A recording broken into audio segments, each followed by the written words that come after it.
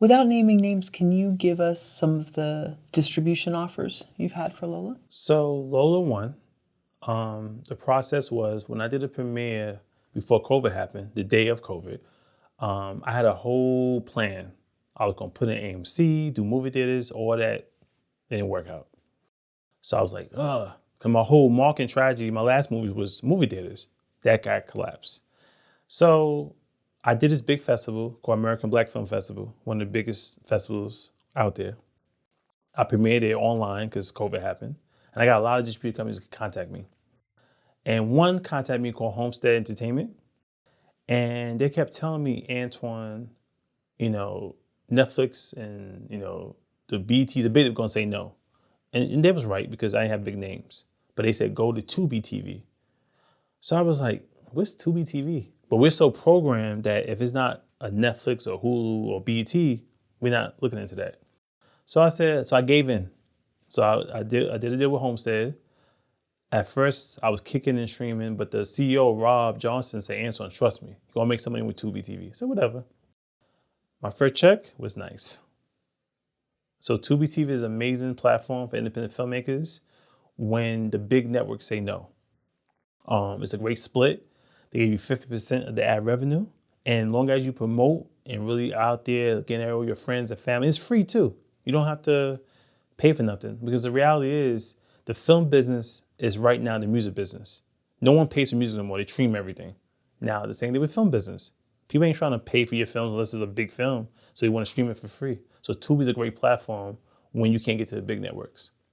No subscription model for Tubi. Okay. Nope, at all. And it's great. You send the app, it's on your phone. And I didn't know this. A lot of people got Tubi. That's nothing. I wasn't educated. I thought that Tubi, whatever, but Tubi have a big market and it's a great platform. Yep. Are you able to get like the age demographics and where people live? No, not yet. Okay. That's something I want to work on my next project. When you talk about the revenue that's generated from having Lola on Tubi, can you talk about what you mean by good?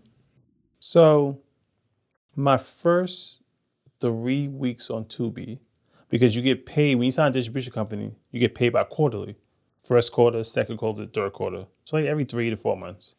So I came at the end of the quarter. So I got to get paid that last quarter because I came at the end like 3 weeks.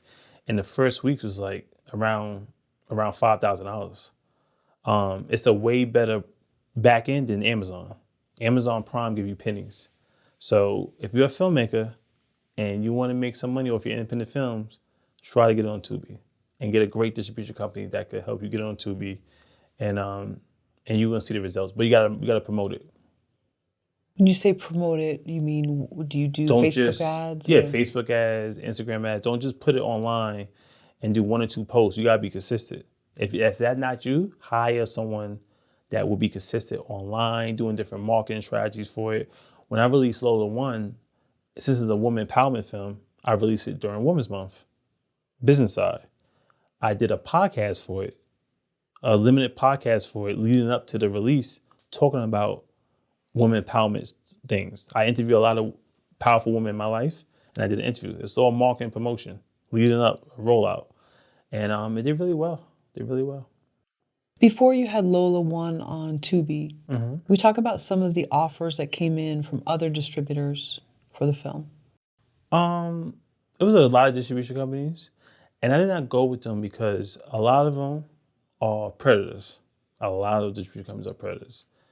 They tell you, I'll put your movie everywhere, but the reality is they don't even have that reach. So if you're a filmmaker, unless you got a big name in your film or you have a great marketing strategy, it doesn't make no sense to put your film everywhere. Because at the end of the day, your audience is only gonna go to 1 or 2 platforms. So let's break it down. Amazon Prime is really for exposure. You're not gonna make a lot of money on Amazon, unless you're a big film. Apple TV, unless you get a license fee, no one's really buying no independent film for $10, $20. You might get some money, but it's crumbs. So for me, I'm a realist. I'm not gonna say, here's my film everywhere and everybody gonna watch my film. That's not gonna happen. Try to stick to 1 or 2 platforms. So you're gonna do Amazon, do Tubi. Don't do a whole bunch of platforms. It's just a waste. And another reason why I don't like that, you wanna control your money. If you have a distribution company and they say gonna put your film everywhere, you got to count that money. You got to know where that money coming from. And sometimes a lot of distribution companies, they're not trustworthy. You got to be careful. A lot of distribution companies don't have your best interests. They predators, independent films. So you want to do a lot of research. The number one research you want to do, and this is why I went with Homestead Entertainment. The best research is if a distribution company got filmmakers, contact the filmmakers and ask them, are they making money? And you're going to find out majority are not making no money. They in the red. They're not making nothing. They might get like a little advance and that's it. When I went to Homestead Entertainment, I contact 4 filmmakers, all of them making money. And some of them show me their receipts, their statement. So that's the number one reason why. Like it's very rare for a filmmaker to say, hey, I made money with my distribution company independently. Very rare. So you want to really, control your film, be realistic. If you don't have no big names in your film, why you don't worry about distribution? Like you gotta be a realist. Like I know my film, I know I have big names. Let's keep it simple. 1 to 2 platforms. I know my money gonna be at. My film's not at no network that's millions away and I can't find the money. So you just want to be a realist when you do the deals and get a lawyer. Find a lawyer, go online because those contracts are crazy.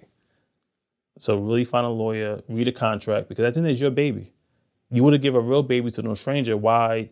Don't be desperate. Like really read those contracts. And they have lawyers' website, they would do it for free. And if you don't understand the language, the terms in the contract, Google the words. This is everything I would do because sometimes we don't have the money for lawyers. So you want to break it down. And then also too, you want to try your best in the contracts that you could audit the distribution company if you feel like you're not getting your money. So have little things like in the contracts, but get a lawyer and a lawyer will represent you and tell you the right thing for you. Where do you find a lawyer to do this for free? So they have some websites out there that they would read a contract for you. I can't remember websites, but even if not, put that in your budget just to read a contract because you could get it's lawyers out there that are going to cost a lot of money, but it's some lawyers local lawyers that could read a contract for you and break it down for you, not for a lot of money, but put that in your budget that, you need a lawyer to read the contracts. Mm-hmm. What kind of hourly fee are you paying a lawyer? So you have some lawyers pay a flat fee. I would say do a flat fee. Don't do no hourly. Tell them, listen, this is what I want. Work out a flat fee. There's tons of lawyers that will work out a flat fee for you. Mm-hmm. What do you think is reasonable? Depends on your budget. Depends on the person. Reasonable for me might be reasonable for somebody else. So it depends on your budget. So you go with your budget, but you want to get a lawyer. What do you think is unreasonable? Depends on the budget. Like what? Yeah, like for me, my lawyer, if you look at my contract, was $1,500. For me, that's fine, but for someone else, that's a lot of money. So you got to go with your budget, but you want to make that investment. Even if you have to do a crowdfunding, because that contract, once you sign that contract, you can't go backwards.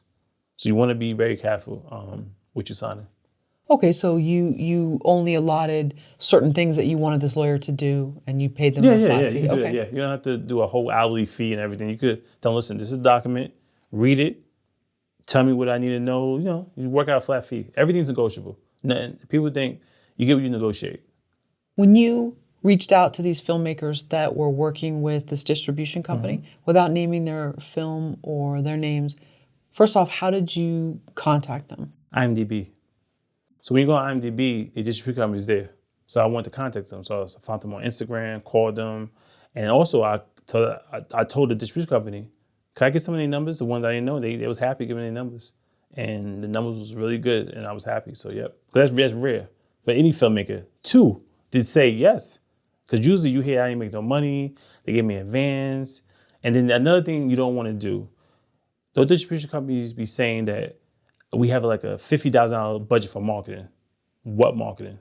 Social media? They don't know how to do marketing. So when you sign your contract, you said you're not getting no marketing, nothing. Don't even take money up front.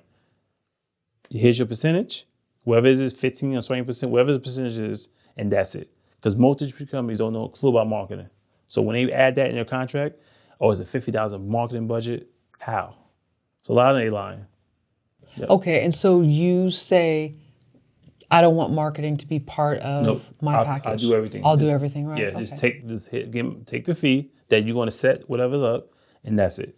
Because they don't market. They don't. If you're going to half those distribution companies marketing, they got like maybe 5 likes, 50 people following them. Like, where are you marketing to? So you gotta they take a prey for a lot of filmmakers, a lot of bad distribution companies out here. But I must say, Homestead I had no home entertainment, no complaints. And when you talk to these filmmakers, what kind of numbers were they providing for you? 6 figures, In what span of time? 6 months. What type of films were these? Documentaries, No, narratives? urban African American films, gangster films. You know, 'cause at the end of the day, it's not the film; it's your audience. You know, you got to know your audience. Like, you know, if you're doing a Christmas film, a love film, a horror film, you have to build your audience for it. But they was doing, and also it's free. Like TUBI, the great thing about TUBI is free. So all you gotta do is watch commercials on it. You have to, because at the end of the day, if you get 1,000 people to watch your film, half of not, the majority not gonna pay you no $5, $10 to rent your film. They're just not. Just don't mean, just realize they're not. But if I say my film's on this platform, it's free, it's easier. I'm not paying for nothing. And then signing up to TUBI is real easy. You don't have to put so much information in there.